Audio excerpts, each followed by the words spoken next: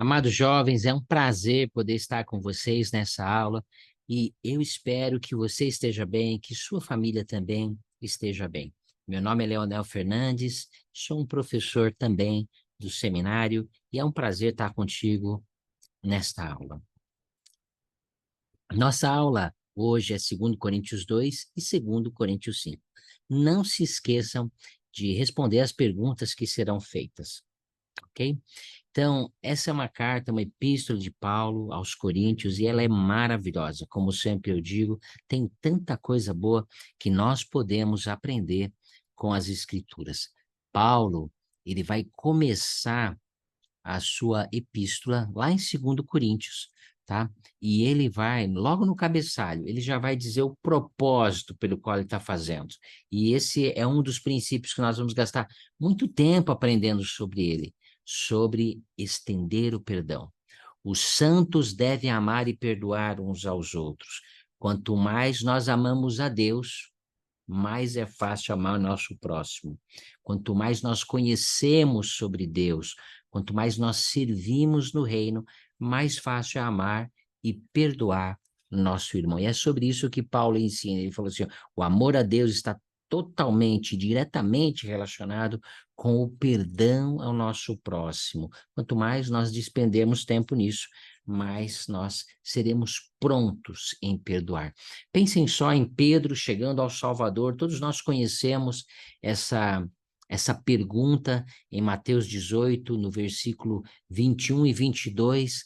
Pedro chega para o Salvador e diz o seguinte: então Pedro, aproximando dele, se disse: Senhor, até quantas vezes pecará meu irmão contra mim e eu lhe perdoarei? E ele diz: olha, ele limitou o número, ele disse assim: 7 vezes? E Jesus lhe disse: não, até 7, mas até 70 vezes 7. É um número ilimitado que nós precisamos aprender a perdoar. Quanto mais nós nos enchemos, não vai existir essa pergunta. Nós não limitaremos o nosso perdão, assim como Cristo não limitou o perdão dele. O perdão de Cristo está estendido a todos nós e a todos aqueles que cometem qualquer tipo de pecado. O Senhor não somente pagou pelos nossos pecados, mas por nossas debilidades, pagou por nossas enfermidades, pagou por tudo aquilo que nós precisamos tanto dele. Então era isso que o Salvador estava querendo ensinar para Pedro. Mas será que ele estava querendo ensinar para Pedro? Ou será que era para cada um de nós? Todos nós somos este Pedro perguntando ao Salvador, para o Senhor, será que eu devo perdoar este? Será que eu devo perdoar aquele? Esse me ofendeu desta maneira, aquele me ofendeu de outra maneira.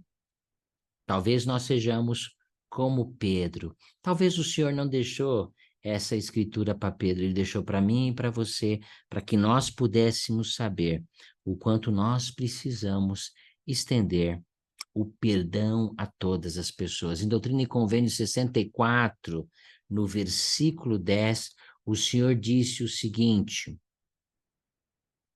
vamos lá, versículo 10. Eu, Senhor, perdoarei a quem desejo perdoar, mas de vós é exigido que perdoeis a todos os homens. Se nós queremos voltar à presença de Deus, essa é uma exigência celestial. Perdão é uma exigência celestial. E não deve ser uma exigência. Quando nos enchemos do amor de Cristo, o perdão se torna algo normal em nossa vida. Então, talvez a pergunta não é o que eu tenho que fazer para aprender a perdoar, o que eu tenho que fazer para me encher de caridade, para ser cheio deste amor. Moroni ensinou, né? Rogai a Deus com toda a energia de vosso coração, para que sejais cheios desse amor que Ele concede a todos aqueles que são verdadeiros seguidores de seu Filho. Uma das coisas que nós podemos fazer é rogar a Deus para que nós possamos ser cheios de amor e depois praticarmos este amor. E é muito interessante nós fazermos isso, porque assim como Paulo ensinou lá no versículo 11, ele diz o seguinte: para que não sejais vencidos por Satanás. Quando nós não perdoamos, nós somos vencidos por Satanás. Satanás tem poder sobre nós. Satanás nos vence porque nos enchemos de raiva, de amargura, porque nos enchemos do espírito do inimigo. O perdão é necessário para que nós possamos voltar à presença de nosso Pai. Aprender a amar a Deus, aprender a amar nosso irmão, vai nos ajudar com relação a isso. Existem algumas coisas aqui no manual do seminário que são tão boas e que podemos aproveitá-las. Vamos usar essas duas situações, tá bom? Primeiro é conhecimento de todos os membros da sua ala, hipoteticamente falando, tá? Ou do seu ramo, que alguém cometeu um pecado grave. Então, pense nessa situação. Segunda coisa, alguém na sua aula, no seu ramo, se opôs abertamente à liderança da igreja. Então, pensa na situação desses dois irmãos. Um que pecou gravemente, que você acabou sabendo do pecado dele, e algum que se opôs deliberadamente contra a liderança da igreja. Vou fazer duas perguntas para nós ponderarmos. Essas perguntas não são para ser respondidas lá no nosso formulário. A pergunta é: você até pode pausar esse vídeo e ponderar a respeito delas. Mesmo que essas pessoas nessas situações se reúnam com os líderes da igreja, então vamos supor que essas pessoas nessa situação, tanto aquela que pecou quanto que aquela que se rebelou abertamente contra os líderes da igreja, elas vão lá agora, começam a se arrepender, procuram a liderança e vão conversar com a liderança. Elas até se esforçam para arrepender. Como outras pessoas poderiam falar sobre elas ou tratá-las? Por que pode ser difícil para algumas pessoas tratá-las com amor e perdão?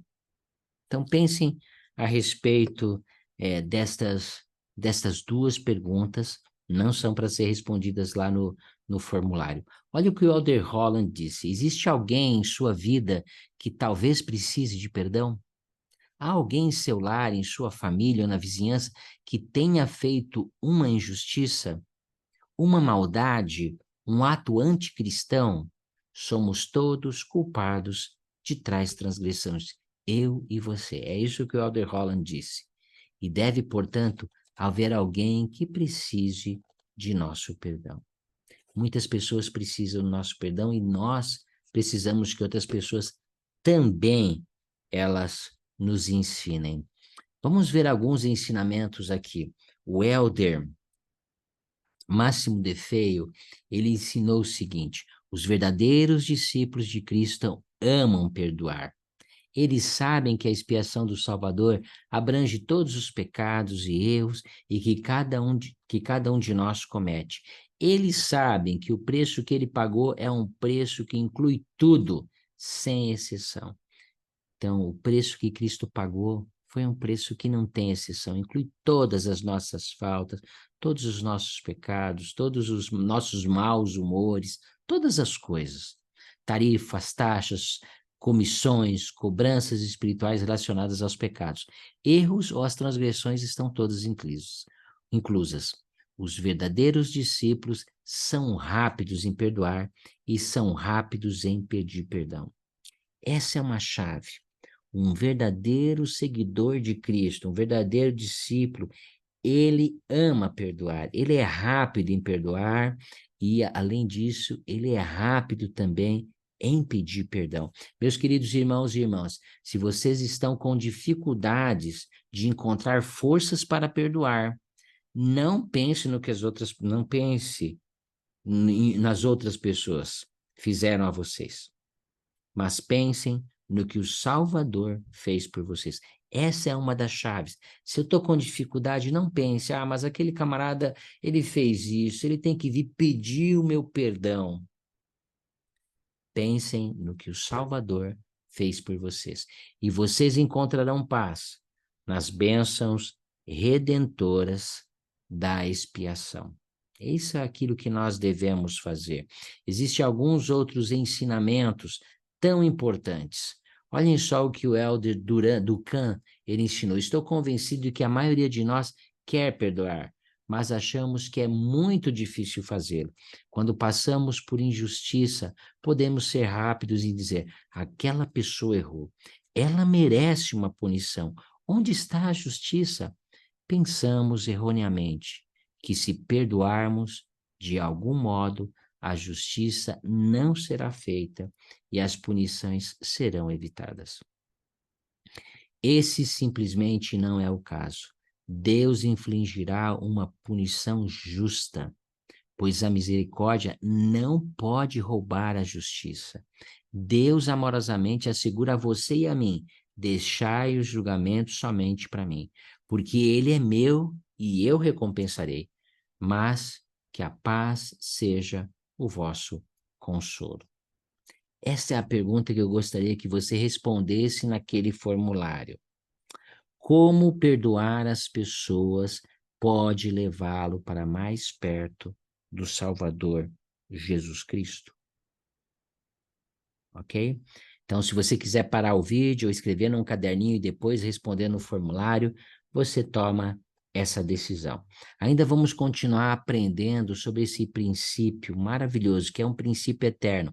Este é um princípio de exaltação. A vós é requerido perdoar a todos os homens. Então, este é um princípio de salvação. Aprendemos duas coisas muito importantes, que precisamos amar a Deus. Se amarmos a Deus, fica muito mais fácil nós amarmos ao próximo. Segunda coisa, quando nós pensamos que os outros precisam pedir perdão para nós, ou se estamos com dificuldade de perdoar, nós precisamos pensar naquilo que Cristo fez por nós. Isso vai nos ajudar a tomar a decisão de perdoar. O presidente Nelson, recentemente em suas redes sociais, ele publicou algo e ele passou um pequeno vídeo também. E a segunda pergunta está atrelada a isso. O que eu aprendi com o presidente Nelson com respeito a pedir perdão? O que eu aprendi com o presidente Nelson com relação a esse princípio de perdoar todos prontamente, ok? Então, o presidente Nelson, ele falou o seguinte: o perdão não é apenas um ato único, mas um processo contínuo que requer paciência, compaixão e compreensão. Nem sempre é fácil perdoar aqueles que nos magoam. Você pode receber força de Cristo. Quanto mais nós perdoarmos, mais nós receberemos força do Salvador Jesus Cristo. Agora vamos ver o vídeo que o presidente Nelson postou em suas redes sociais. Ao nos aproximarmos da Páscoa, meus pensamentos permanecem em um dos últimos momentos do ministério mortal do Salvador. Enquanto era crucificado na cruz do Calvário, o Redentor de toda a humanidade proferiu estas palavras atemporais: Pai, perdoa-lhes, porque não sabem o que fazem. Como foi possível, em seu momento de agonia excruciante, Jesus Cristo pedir a seu Pai que perdoasse seus atormentadores? E ainda assim, na cruz, Jesus fez exatamente isso. Ele praticou o que havia pregado. Ele nos ensinou a amar nossos inimigos, a fazer o bem aos que nos odeiam e até a orar por aqueles que nos maltratam. Sei por experiência própria que o perdão abençoa tanto aquele que perdoa quanto o que é perdoado. 3 dos filhos de Ruth e Jimmy Hatfield sofriam de uma doença cardíaca congênita. Eles buscaram minha ajuda como cirurgião cardíaco para as 2 filhas, Laura Ann e Gaylene. Senti-me arrasado quando as 2 meninas faleceram depois que as operei. A Ruth e o Jimmy ficaram arrasados e eles me culparam. Por quase 6 décadas, senti-me atormentado por essa situação. Eu lamentava o sofrimento dos Hatfield e tentei contatá-los várias vezes, mas sem sucesso. Há alguns anos tentei falar com eles novamente. Para meu consolo, dessa vez, eles aceitaram se encontrar comigo. De joelhos, abri meu coração a eles. O Espírito do Senhor prevaleceu. Eles me perdoaram. E aquele mostrou ser um momento decisivo na vida deles e na minha. Estimo a amizade que agora tenho com os Hatfield. Imaginem a coragem e humildade deles. Estavam dispostos a esquecer velhos ressentimentos. O espírito de perdão os libertou dos fardos que carregaram por quase 60 anos. Não é nada fácil perdoar aqueles que nos decepcionaram, magoaram, enganaram ou que nos caluniaram. Contudo, não perdoar o próximo é um veneno para nós. O rancor nos sobrecarrega, desentendimentos raivosos nos separam. A animosidade e o ódio podem dividir famílias. Contudo, o conselho do Salvador é claro: se perdoardes aos homens as suas ofensas, também vosso Pai Celestial vos perdoará a vós. Perdoar não significa aceitar comportamentos pecaminosos ou criminosos e, sem dúvida, não significa que aceitamos permanecer em situações abusivas. Mas, quando escolhemos perdoar os outros, permitimos que o Senhor remova o veneno de nossa alma. Permitimos que Ele cure e abrande nosso coração, para que vejamos o próximo, especialmente aqueles que nos feriram, como filhos de Deus e como nossos irmãos e irmãs. Na Páscoa, nós nos alegramos na ressurreição de nosso Salvador, Jesus Cristo. Ele é a personificação do perdão. Queridos amigos, eu os convido a ponderar, em espírito de oração, se há alguém a quem vocês devem perdoar. Poderiam se libertar de um rancor que possam estar abrigando? Não consigo imaginar maneira mais adequada de honrarmos o Senhor Jesus Cristo nesta Páscoa. Prometo que, ao perdoarem, o Salvador os aliviará da raiva, do ressentimento e da dor. O Príncipe da Paz lhes trará paz. Jesus Cristo ressuscitou. Ele os ama e, graças a Ele, vocês podem vivenciar a alegria e o milagre do perdão.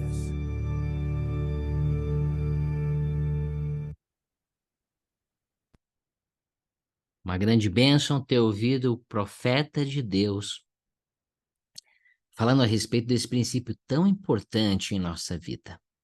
Então, novamente recapitulando a pergunta: o que aprendemos com o presidente Nelson sobre perdão? E, por favor, pode responder a estas perguntas. No capítulo 5, Paulo ele continua ensinando com grande poder, tá? Com grande poder a respeito de um outro princípio maravilhoso, tá? Vamos aqui no capítulo 5, tá? Vamos ler o versículo de 1 a 2 e depois o versículo 4.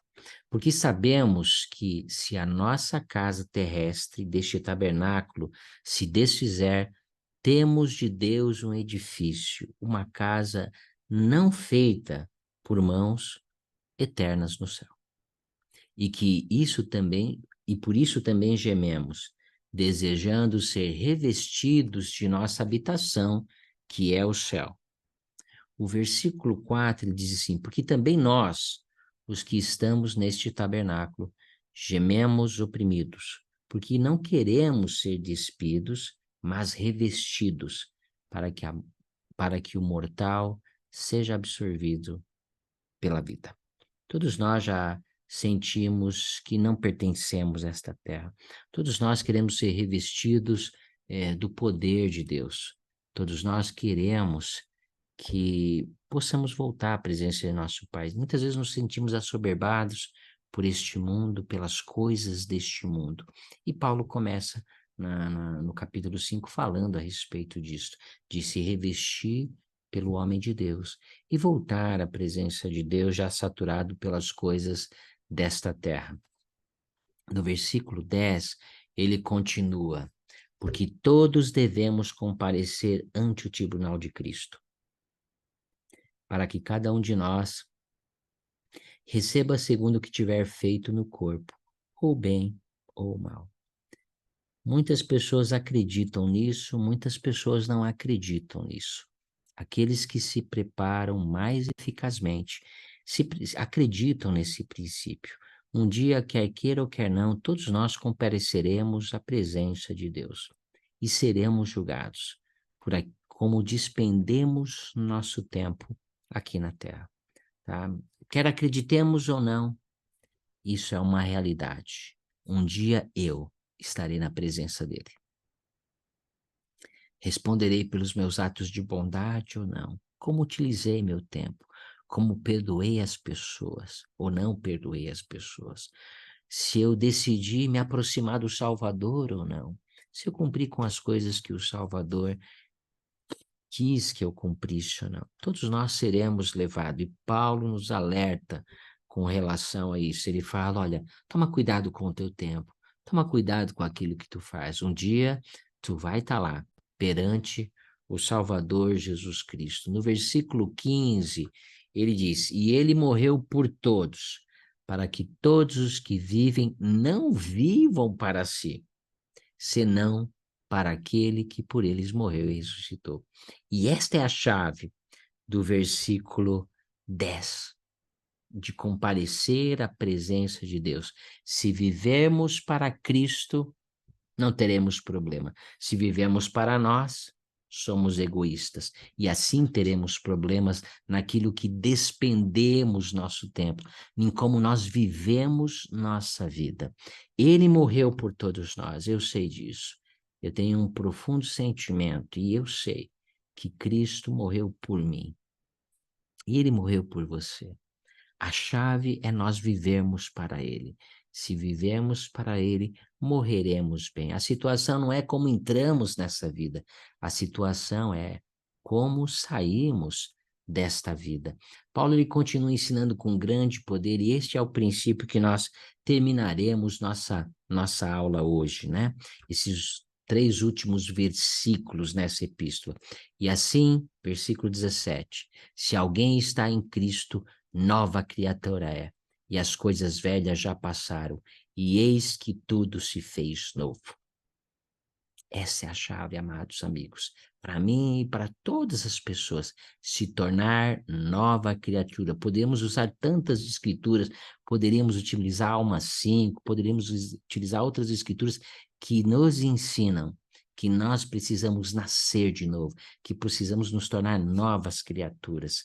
E as coisas velhas passaram.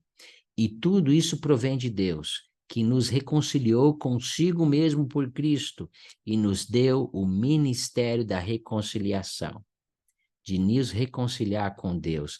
O versículo 21 talvez é uma das escrituras mais misericordiosas que tem nas escrituras. E ele diz o seguinte, sobre Cristo: aquele que não conheceu pecado, fê-lo pecado por nós. Cristo tomou sobre si todos os nossos pecados, para que nele fôssemos justiça para Deus. Podemos nos tornar como ele. A expiação de Cristo nos torna limpos perante Cristo, se seguirmos os princípios que ele nos deixou. Existe uma quebra de mandamentos.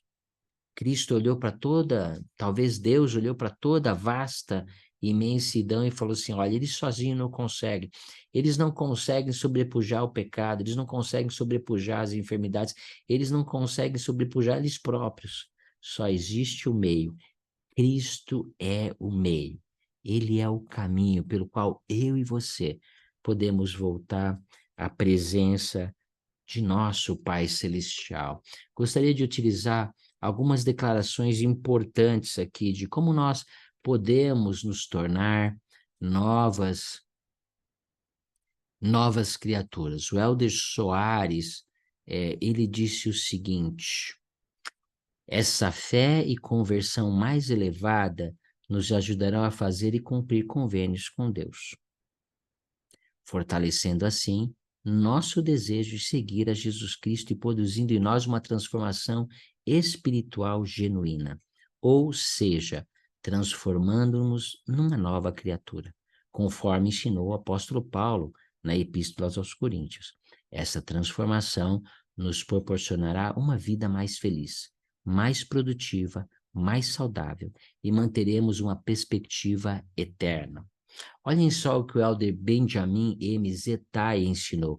Tornar-se uma nova criatura significa que nosso coração, semblante e natureza são transformados para nos tornarmos mais semelhantes a Cristo. Pensem nisso. Precisamos de Cristo para fazer essa transformação. Nós, por nós próprios, não conseguimos fazer essa transformação. Significa que nosso coração, nosso semblante, nossa natureza são transformados e nos tornamos, assim, mais semelhantes ao Salvador Jesus Cristo. Para terminar, gostaria de compartilhar com vocês um pequeno vídeo do elder D. Todd Christofferson. Neste vídeo, ele vai falar sobre os miseráveis, ok?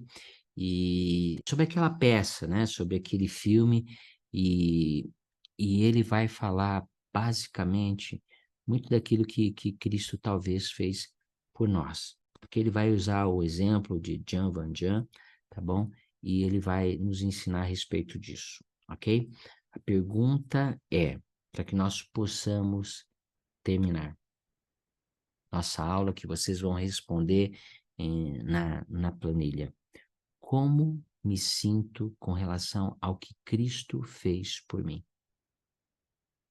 Ok? Esperamos que você expresse os seus sentimentos respondendo a essa pergunta. Como eu me sinto com relação àquilo que Cristo fez por mim? Bondade do bispo Bienvenu, roubando-lhe objetos de prata. Mais tarde, detido por policiais que dele suspeitavam, Valjean declara falsamente que a prataria lhe foi dada de presente. Quando os policiais o arrastaram de volta para a casa do bispo, para surpresa de Valjean, o bispo confirma sua história e, para comprová-la, exclama: "Ora, eu lhe dei também os castiçais, que também são de prata, e que lhe renderiam uns 200 francos. Por que você não os levou também junto com os pratos?" O bispo se aproximou dele e lhe disse baixinho: "Não se esqueça de que você me prometeu usar essa prataria para se tornar um homem honesto." Jean Valjean, que não tinha lembrança de ter feito essa promessa, continuou confuso. O bispo prosseguiu solenemente: "Jean Valjean, meu irmão, você já não pertence ao mal, mas ao bem. É sua alma que estou comprando para você. Eu a tiro dos pensamentos tenebrosos e do espírito de perdição e a entrego a Deus." Jean Valjean realmente se tornou um novo homem, um homem honesto e benfeitor de muitos. Durante toda a sua vida, ele guardou os 2 castiçais de prata como lembrete de que sua alma havia... Então, pensem neste personagem, Jean Valjean, que roubou uma igreja e que, ao chegar, os policiais prenderam ele e levaram ele e na misericórdia, bondade daquele padre que estendeu prontamente o perdão e lhe deu uma novidade de vida. E é a mesma coisa que Cristo faz por mim e por você. Ele comprou nossos pecados, tá? Ele pagou por eles, e assim tornando eu e você redimidos na presença de Deus, caso nós cumpramos as exigências da lei, do evangelho dele. Amo meu Salvador, eu sou tão grato por sua vida, por seus ensinamentos, pelos profetas de Deus que testificam e que nos ensinam tão claramente a respeito desses princípios maravilhosos. O princípio da reconciliação, o perdão do Salvador por cada um de nós. E ao estender esse perdão a cada um de nós, ele também pede a cada um de nós que cumpramos as exigências, estendendo o perdão também a todos os nossos irmãos e amigos. Que Deus possa abençoar cada um de vocês e sua família.